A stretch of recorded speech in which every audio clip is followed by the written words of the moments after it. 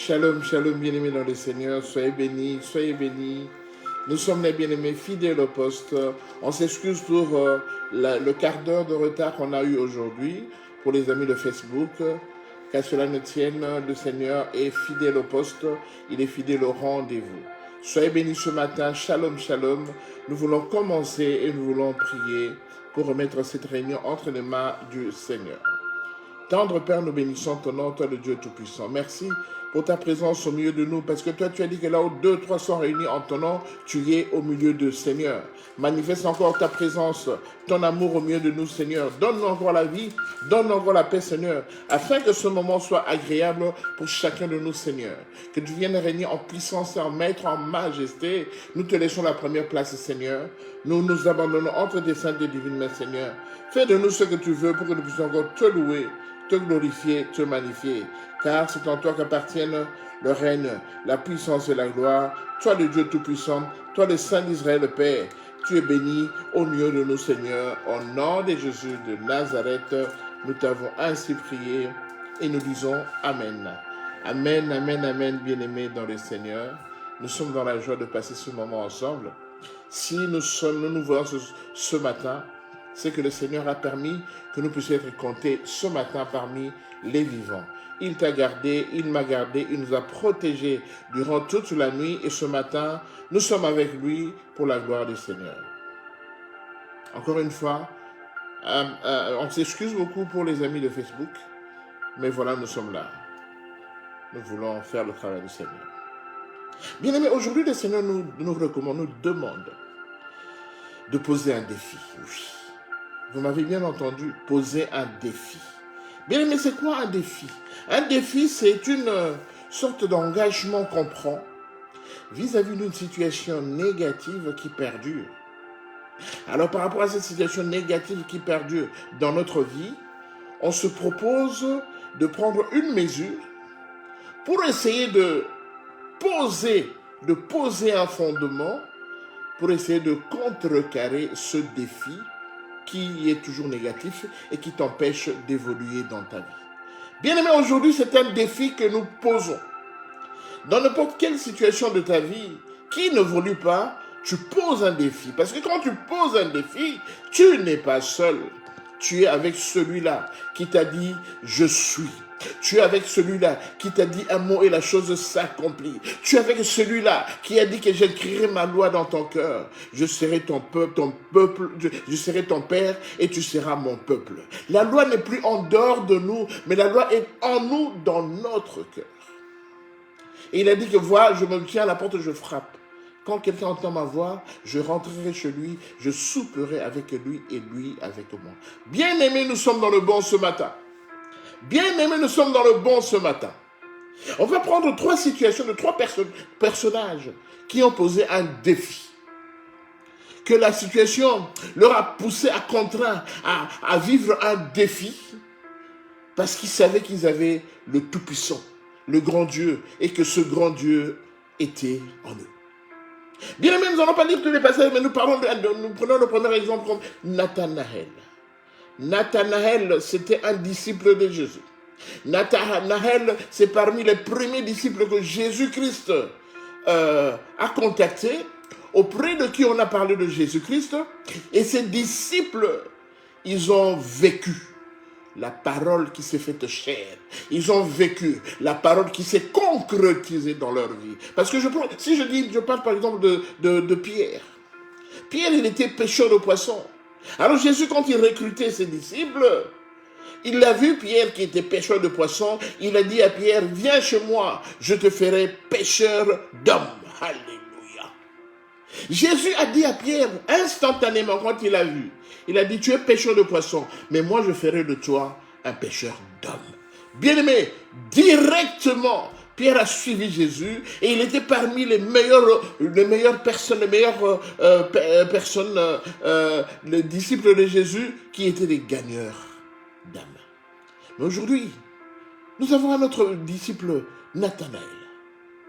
Nous connaissons toute l'histoire de Nathanaël, c'était quelqu'un qui était à Nazareth. Un monsieur qui était à Nazareth, mais qui ne voyait pas la vie évoluer. Alors, quand nous lisons Jean chapitre 1er du verset 45, la Bible nous dit ceci. Philippe rencontra Nathanaël et lui dit, nous avons trouvé celui de qui Moïse a écrit dans la loi et dont les prophètes ont parlé. Jésus de Nazareth, fils de Joseph. Verset 46, Nathanaël lui dit, peut-il venir de Nazareth quelque chose de bon? Philippe lui répondit, viens et vois. Alléluia. Il lui répondit, viens et vois. Bien-aimé, à Nazareth, les jeunes qui habitaient là, les gens qui habitaient Nazareth, ils avaient l'habitude de considérer Nazareth comme une entité négative, improductive. Tous ceux qui vivaient à Nazareth savaient que de Nazareth, il n'y avait rien de bon. Rien ne pouvait sortir de bon de Nazareth. Les jeunes qui étaient là, ils étaient désœuvrés. Ils ne faisaient même pas, je crois qu'ils n'allaient même pas à l'école, ils ne faisaient même pas des études pour devenir demain des personnes comme des personnages importants. Je ne le pense pas. Et tout le monde qui habitait à Nazareth avait un discours négatif sur son avenir. Alléluia. Les habitants de Nazareth étaient négativistes dans leur futur. Mais il s'est fait que, bien aimé, quand celui-là, il est venu, celui-là qui s'appelle Je suis, celui-là qui est l'Éternel des armées, celui-là qu'on appelle le ressuscité du 3e jour, celui-là, bien aimé, qui n'est plus dans le tombeau, mais qui est vivant auprès de nous. Bien aimé, il y a beaucoup de dieux qui sont morts. Aujourd'hui, tu vas voir leur tombe, on leur a même construit des mausolées. Tu vas les voir. Ils étaient de Dieu avant, mais quand ils sont morts, ils sont restés dans l'état de cadavres décomposés. Ils sont restés poussière. Mais notre Dieu, celui-là qu'on appelle Je suis, celui-là dont 3 jours après avoir été enseveli, bien aimé, 3 jours après, il n'était plus dans le tombeau. Alléluia. Il a quitté l'état de cadavre, de squelette décomposé, mais il est passé à l'état spirituel. On n'a pas retrouvé son corps, bien aimé. J'ai été en Israël, j'ai été au tombeau, au jardin de la tombe, j'ai vu l'endroit où on a enseveli Jésus, mais je ne l'ai pas trouvé parce qu'il n'est plus là. Alléluia. Il n'est plus là. Il s'appelle Je suis. Il s'appelle Je dis un mot et la chose s'accomplit. Et bien aimé, cette personne est venue en recrutant ses disciples. Il est venu recruter, bien aimé, les Pierre, les Nathanaël, tout ça, les 12 disciples. Mais Nathanaël était incrédule. Il avait un discours négatif.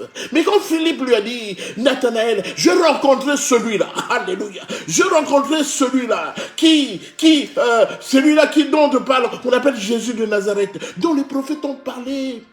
Jésus de Nazareth, je l'ai rencontré. Il m'a appelé pour travailler avec lui. Alors Nathanaël lui dira, Philippe, tu me parles de quoi? De quoi est-ce que tu me parles? Est-ce que de Nazareth, il peut sortir quelque chose de bien? Bien aimé dans le Seigneur. Jésus, quand il l'a vu, il dit, Nathanaël, quand tu étais sous le figuier, quand tu mangeais, quand tu étais là sous le figuier, je te voyais. Je t'avais vu. Bien aimé, Nathanaël était surpris. Il dit, mais comment est-ce que cette personne sait que j'ai été sous le figuier? Bien aimé dans le Seigneur, tu ne rencontres pas une personne qui mange, qui boit, qui court, bien aimé, tu ne rencontres pas une personne qui correspond à toi. Ce matin, j'aimerais te dire, même si tu as un discours négatif sur là où tu habites, sur là où tu as grandi, sur le quartier où tu as grandi, bien aimé, sur le travail que tu fais, où on te dit que rien ne produit, il n'y a pas de productivité ici. Notre ville est toujours pauvre, notre village est toujours pauvre. Dans notre village, comme m'avait dit Gédéon, à qui on a dit vaillant héros, il a dit, depuis quand tu peux m'appeler vaillant héros? Je n'ai même pas combattu. Même les combats du quartier, les querelles du quartier, j'ai jamais combattu. Et tu m'appelles vaillant héros. Est-ce que tu crois que dans mon village ici, quelque chose de bon peut sortir? Est-ce que tu crois que dans mon village ici, on sera riche? On ne sera pas riche parce qu'on est toujours dans la pauvreté. Il était en train de battre son froment, bien aimé. Il se contentait de cela. Pour lui, la vie s'arrêtait à battre du froment, bien aimé. Mais l'ange avait dit à Gédéon, aujourd'hui je te dis, vaillant héros, aujourd'hui, moi je t'ai choisi. Va avec la force que tu as. Tu vas combattre les gens. Tu vas combattre 1000 hommes. Bien aimé, Gédéon a reçu la prophétie de la part de l'ange. Parce que Gédéon se voyait toujours négatif, improductif. Leur village était négatif, pauvre. Ils étaient dans la pauvreté. Alors que le Seigneur voyait autre chose. Bien aimé aujourd'hui, Nathanaël, toujours dans la négativité. Le Seigneur lui dira, Nathanaël, quand je t'ai vu sous le figuier, tu sais que si je t'ai vu sous le figuier, tu étais sous le figuier. Alors Nathanaël a été submergé, étonné que quelqu'un lui parle de là où il était. Alors que quand il était là, lui, il s'est vu qu'il était seul. Mais Jésus-Christ l'avait vu. Bien aimé, à partir de là, Nathanaël a cru et il a suivi le Seigneur. Parce que bien aimé, le défi, on a parlé du défi, bien aimé. Bien aimé, tu poses un défi. Aujourd'hui, nous allons prier en posant un défi. Nous avons posé un défi, bien aimé. Ce n'est pas normal. Depuis le temps qu'on connaît ce Dieu-là, on est toujours, bien aimé, dans des situations où on n'évolue pas, où on n'avance pas. Mais aujourd'hui, le Seigneur t'a dit, lui, il est l'exception qui confirme la règle. Alléluia. Bien aimé, la règle doit exister, la loi doit exister. Mais il faut qu'il y ait une exception. Parce que s'il n'y a pas d'exception à la loi, bien aimé, cette loi est négative. J'aimerais te dire ce matin que l'exception dans ta vie, il s'appelle Jésus-Christ de Nazareth. L'exception dans ta vie, il s'appelle Jésus-Christ de Nazareth. Bien aimé, quelqu'un m'avait dit, bien aimé, quand j'étais encore étudiant, quelqu'un m'avait dit, quand on est étudiant ici en Belgique, on a un visa d'études, on ne peut jamais demander une naturalisation et on va te l'accorder. Ça ne sert à rien. Bien aimé, j'ai écouté ce discours. J'ai écouté ce discours. Mais au fond de moi, le Seigneur me disait, pose seulement une demande. Fais une demande de naturalisation. Bien aimé, pendant que j'étais étudiant, j'ai étudié pendant 7 ans, 8 ans ici en Belgique. Pendant que j'étais étudiant bien aimé, je suis rentré en prière. J'ai demandé ma demande pour obtenir une naturalisation. Bien aimé, j'ai demandé cela. Mais quand j'en ai parlé à la personne qui me disait ça sert à rien, il a dit, mais mon frère, tu as perdu ton temps, on va pas te l'accorder parce que tu étais venu en tant qu'étudiant. On peut jamais te donner un séjour, on peut jamais te donner une carte de naturalisation belge, on peut jamais te naturaliser parce que tu étais venu en tant qu'étudiant. Moi, j'ai dit, je vais poser un défi. Je pose un défi parce que je sais que celui-là qu'on appelle l'exception, il est mon Dieu. C'est l'exception, Jésus-Christ de Nazareth, il est mon Dieu et c'est lui qui va confirmer cette règle. Il va confirmer cette loi en disant que si quelqu'un vient en tant qu'étudiant, il restera étudiant jusqu'à ce qu'il rentre dans son pays. Bien aimé, j'ai posé un défi. J'ai appelé le Seigneur, j'ai dit, toi tu es l'exception à la règle, bien aimé. Jésus a confirmé et il a confirmé, bien aimé, et on m'a donné ma naturalisation. Vous savez quoi, bien aimé, quand je lui ai dit ça, quand il a pris ça, qu'est-ce qu'il a fait? Quand je lui ai dit, écoute, quelques jours après, j'ai dit, écoute, voilà, j'ai obtenu ma naturalisation, tout ça. Alors il me dira, moi aussi j'ai fait ma demande. Alléluia. Bien aimé dans le Seigneur, Jésus-Christ est l'exception qui confirme ta règle. Même si ta fille, même si ton fils a une maladie opiniâtre qui dure des années et des années, vous allez tout le temps, tous les deux fois, 3 fois par mois, tu dois aller à l'hôpital pour faire la prise de sang de la petite ou du petit. Vous devez contrôler ceci, contrôler cela. Je te dis ce matin, si tu as la foi, nous allons appeler l'exception qui s'appelle Jésus, parce que lui, il confirme la règle. Il confirme la règle. Tous les examens que vous faites tous les 2-3 mois à l'hôpital, chaque fois que vous allez, on fait une prise de sang. J'aimerais te dire que ce matin, le Seigneur m'a mandaté pour te dire qu'on va poser un défi. Bien aimé, trop c'est trop. Cette situation a perduré et aujourd'hui ça va se terminer parce que le Seigneur t'a appelé à autre chose. Il ne t'a pas appelé seulement à rester comme une cobaye. Une cobaye, ceux qui ont fait des examens, des expérimentations tous les mois. Trop c'est trop parce qu'il s'appelle l'exception qui confirme la règle. Nous avons une deuxième personnalité qu'on appelle Jacob. Jacob, le papa de 12 tribus d'Israël. Jacob qui est devenu Israël, bien-aimé. Le papa des 12 enfants bien-aimés qui représentait les 12 tribus d'Israël. Jacob avait un fils qu'il aimait bien, Joseph. Alors Joseph et ses frères, on connaît l'histoire, il a été vendu par ses frères, on a raconté à son père qu'il est mort et tout ça, tout un tas d'histoires. Mais Joseph est devenu plus tard premier ministre en Égypte. Il a évolué, et quand la famine a frappé Israël, les frères de Jacob sont allés en Égypte, et quand Joseph les a vus, il leur a dit, repartez, allez chercher votre père. Eux, ils ne savaient pas que c'était leur frère Joseph qu'ils avaient vendu. Alléluia.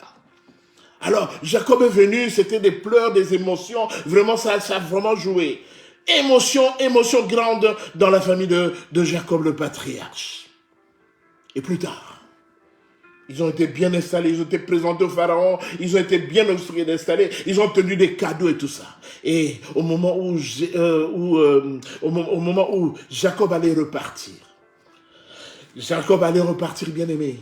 Alors Joseph est venu, il a dit, Padre, voilà les enfants que le Seigneur a permis que je puisse avoir ici, Manassé et Ephraïm. Manassé était l'aîné, Ephraïm était le second. Nous connaissons tous cette histoire. Quand il les a amenés pour qu'ils puissent prier pour ses enfants, les bénir, la Bible déclare, bien aimé, que Jacob, il a interverti l'ordre de prière. Il a interverti l'ordre de placer les mains sur les enfants. La main droite, il l'a placée sur le second. Et la main gauche, il a placé sur le premier, Manassé. Or, ça devait être l'inverse. Bien-aimé, aujourd'hui, on pose le fondement, bien-aimé. Il s'appelle l'exception qui confirme la règle. Qui vous a dit que c'est toujours l'aîné qu'il faut venir en premier lieu?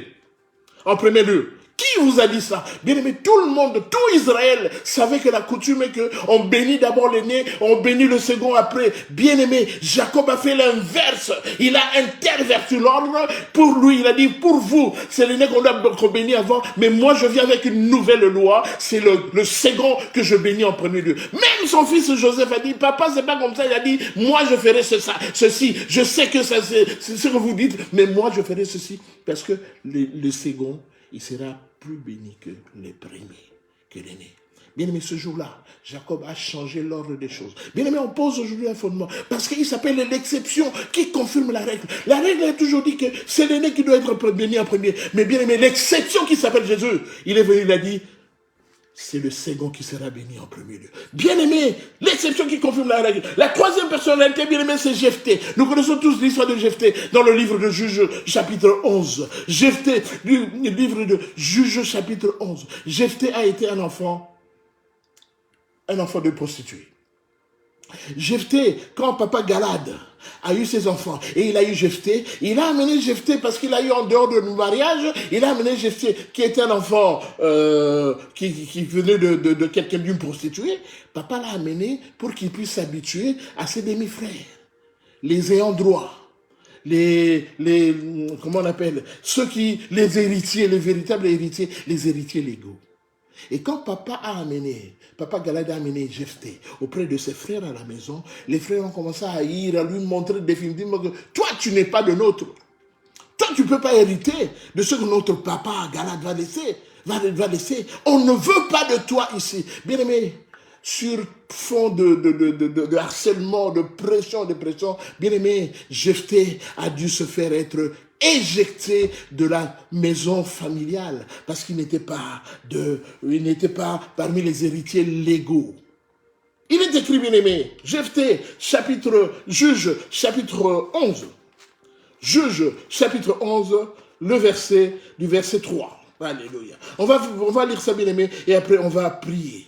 Bien aimé dans le Seigneur, nous connaissons tous l'histoire de Jephthé qui a été rejeté parce que pour ses frères, ses demi-frères, il ne devait pas hériter de la maison familiale. Jephthé 11, verset 3, la Bible nous dit ceci, bien aimé. Nous allons lire et nous allons prier après. Jephthé chapitre 11, verset 3, la Bible dit, et Jephthé s'enfuit loin de... Non, on commence par le verset 2. Jephthé 11, 2 à 3. La femme de Galad lui enfanta des fils, qui, devenus grands, chassèrent Jephthé et lui dirent, tu n'hériteras pas dans la maison de notre père, car tu es fils d'une autre femme.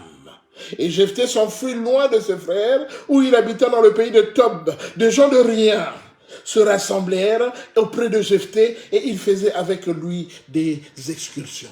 Bien aimé, Jephthé a été rejeté loin de la famille. Rejeté loin de la famille.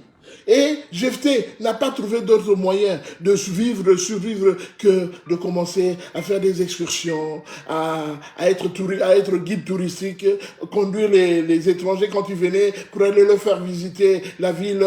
Mais Jephthé n'avait plus rien.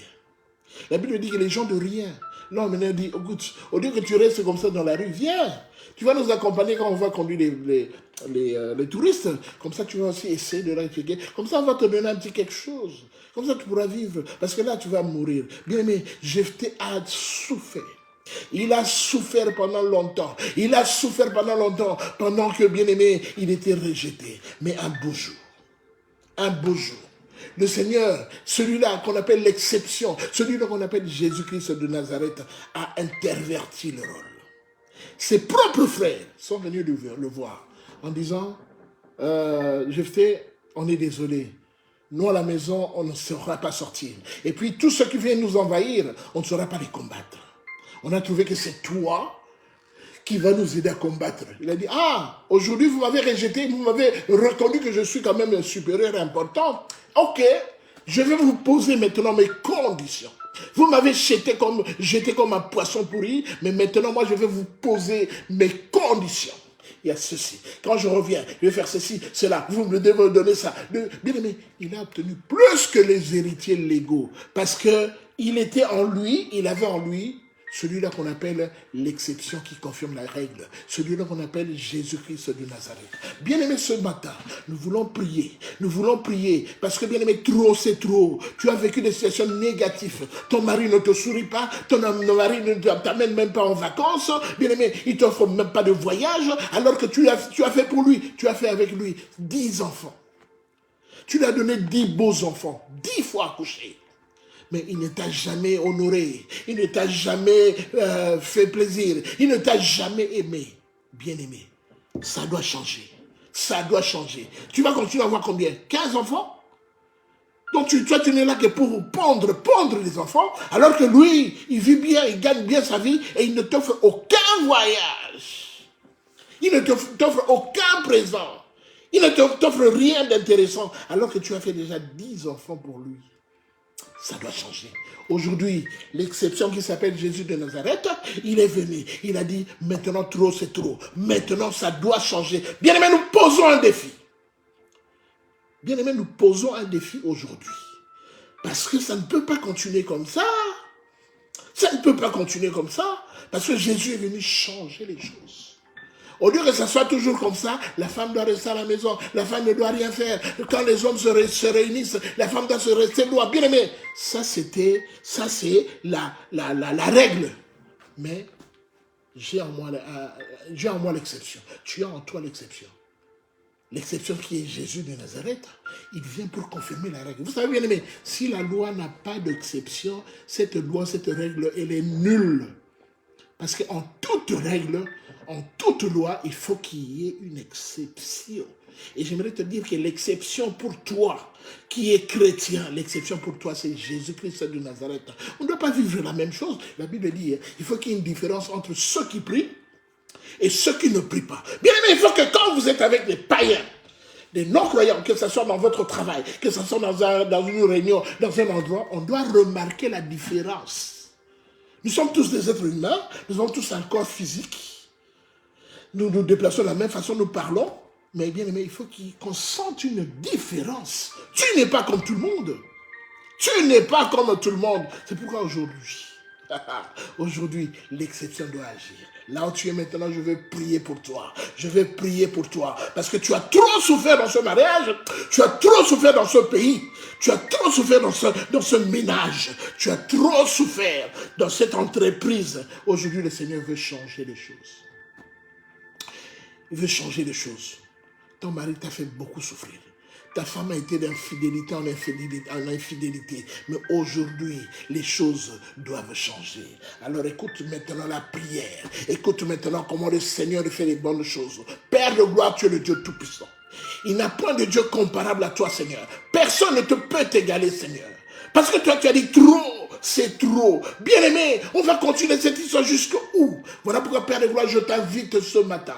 Je t'invite, je te présente mon frère. Je te présente ma soeur, Père de gloire, Seigneur. Tu es ce Dieu-là qui dit un mot et la chose s'accomplit. Père, tu as permis que mon frère habite dans tel pays aujourd'hui. Tu as permis que mon frère soit dans telle situation, dans un mariage où rien ne va, qu'il soit dans une situation de précarité, Seigneur. Or, toi, tu es celui-là qui donne en abondance auprès de ses enfants. Voilà pourquoi ce matin, Père, je t'invite t'invite, Père. Je t'invite, Père de gloire. Va toucher le cœur de mon frère. Va toucher le cœur de ma soeur. Seigneur Jésus-Christ, Père de gloire. Toi, tu es celui-là, Père de gloire, Seigneur. Toi qui es le créateur incréé, Père de gloire. Personne ne t'a créé. Tu es le créateur incréé. Tu vis éternellement, Seigneur. Je t'invite ce matin. Seigneur, je t'invite, Père, afin de venir bouleverser les choses dans la vie de mon frère. Seigneur, Père de gloire, je pose un défi. Si tu es un Dieu réel, Père de gloire, c'est toi qui m'as inspiré pour cet enseignement. Je sais que tu vas Dieu et tu feras de ma vie, Père de gloire. Voilà pourquoi, Seigneur, aujourd'hui, Père de gloire, je pose un défi dans la vie de mon frère. Je pose un défi dans la vie de ma soeur, Père de gloire. Viens agir puissamment, Jésus. Viens agir puissamment. Viens transformer les choses. Viens intervertir les règles de l'homme de Galilée, Père de gloire. Longtemps, on a été déconsidéré. Longtemps, mon frère a été déconsidéré. Ma soeur a été déconsidérée. Mais toi, tu es ce Dieu-là qui prend en charge tout le monde, Père de gloire. Et tu ne fais exception de personne. Père de gloire, nous sommes tous les mêmes au devant de toi, Père de gloire. Que personne ne vive dans telle situation, dans telle autre, mais nous sommes tous égaux devant toi. Seigneur Jésus, si aujourd'hui, tu veux que quelque chose arrive dans la vie de mon frère, Père de gloire, je lève mes mains, Père de gloire. Je lève mes mains, l'homme de Galilée, Père de gloire, afin de transcender, Père de gloire, de transcender cette onction, Père de gloire, comme la barbe d'Aaron, l'homme de Galilée, Père de gloire, Seigneur, que toute sève, que toute onction, que toute puissance, Père de gloire, qui descend comme de la barbe d'Aaron, Seigneur, que cela puisse impacter mon frère, que cela puisse impacter ma soeur, que ce matin, Jésus, que ce matin, Seigneur, que ce matin, Seigneur, que chacun de nous voit, que chacun de nous, que les voisins voient, que tu es un Dieu puissant, Père de gloire, Seigneur. Jusque quand cette maladie va perdurer?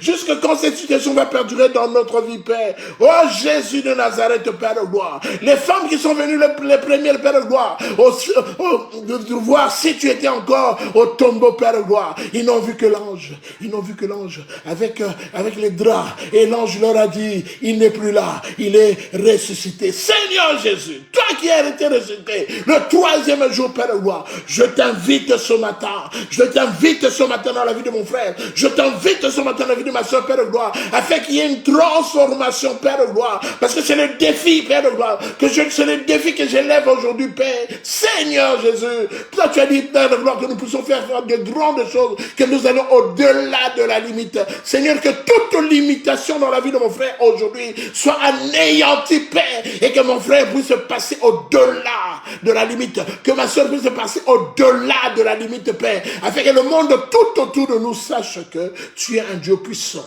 Tu agis selon toi. Tu agis selon ta parole, Père. Parce que tu as dit que je vous enverrai, vous parlerez. Tu as dit l'homme de Galilée avec sa parole et sa parole guérit. Seigneur, qu'il y ait une guérison spirituelle ce matin. Qu'il y ait une guérison physique ce matin, qu'il y ait une guérison transcendantale, une guérison probante, visible ce matin, Père, afin que le monde sache que tu es un Dieu puissant, que tu es un Dieu merveilleux, Père de gloire, Seigneur. J'abandonne mon frère entre tes mains, j'abandonne ma soeur entre tes mains, l'âme de Galilée, j'abandonne les couples qui sont en souffrance entre tes mains, Seigneur. Jésus, je sais que tu agiras. Saint-Esprit de Dieu, toi qui es toujours positivé, Saint-Esprit de Dieu, toi qui amènes des choses merveilleuses dans nos vies, Saint-Esprit de Dieu, interagis dans cette situation, Père, interagis dans cette situation, afin que mon frère voit sa vie transformée, que ma soeur voit sa vie transformée, Père de gloire, et que réellement, Père de gloire, au courant de cette journée, Père de gloire, Seigneur, que nous puissions voir un changement, Seigneur. Comment est-ce que, Père de gloire, Seigneur, nous pouvons amener des âmes auprès de toi, si nous-mêmes, nous n'avons pas de témoignage, Père? Ma prière ce matin, Seigneur, est que tu vas toucher un frère. Tu vas toucher une sœur, Père de gloire. Et notre vie ne sera plus les mêmes parce que nous aurons été transformés, Père de gloire. Nous aurons été transformés car la Bible déclare, sans la foi, il est impossible d'être agréable à Dieu. Car celui qui s'approche de Dieu doit d'abord croire que Dieu existe et qu'il est le rémunérateur de ceux qui le cherchent. Seigneur, nous voulons être rémunérés ce matin. Nous voulons être rémunérés cette semaine. Nous voulons être rémunérés dans nos familles. Nous voulons être rémunérés dans nos entreprises, Père. Voilà pourquoi nous t'invitons, Seigneur. Viens agir puissamment. Viens agir puissamment. Viens transformer, Père, et changer l'ordre des choses afin que le monde sache que tu es Dieu. Que ton sang précieux nous couvre et que ton esprit soit à l'œuvre en toutes choses. C'est dans le nom du Seigneur Jésus que nous t'avons ainsi prié et nous disons Amen. Amen, amen, amen, bien-aimé dans le Seigneur. Soyez bénis, soyez bénis. Les choses ne doivent pas continuer comme ça. Les choses ne doivent pas continuer comme ça. Sinon, on va commencer à douter de ce Dieu-là. Sinon, on va commencer à douter de ce Dieu-là. Mais ayez la foi. Tout ce que je vous demande, c'est d'avoir la foi. Tout ce que je vous demande, c'est de voir comment le Seigneur a pris des personnages, quelques personnages que j'ai pris dans la Bible, pour citer, donner leur exemple. Les gens, vous avez vu, bien aimés, vous avez vu comment ce Dieu-là a été exceptionnel dans leur vie. Parce qu'il faut que la loi ne puisse pas continuer à nous diriger, mais nous avons un Seigneur. Nous avons un Seigneur qui est au-dessus de la loi. Pourquoi ne pas l'invoquer? Parce que lui, il est au-dessus de la loi. C'est ce que nous avons fait ce matin. Et je sais que ce Dieu-là agira puissamment. Il est l'exception qui confirme la règle. Que le Seigneur vous bénisse tous partout où vous êtes. Relisez encore cet enseignement. Revoyez encore cet enseignement. Partagez au maximum. Je sais que ce Dieu-là, qui est toujours fidèle et qui est derrière sa parole pour l'accomplir, il le fera de merveille dans vos vies.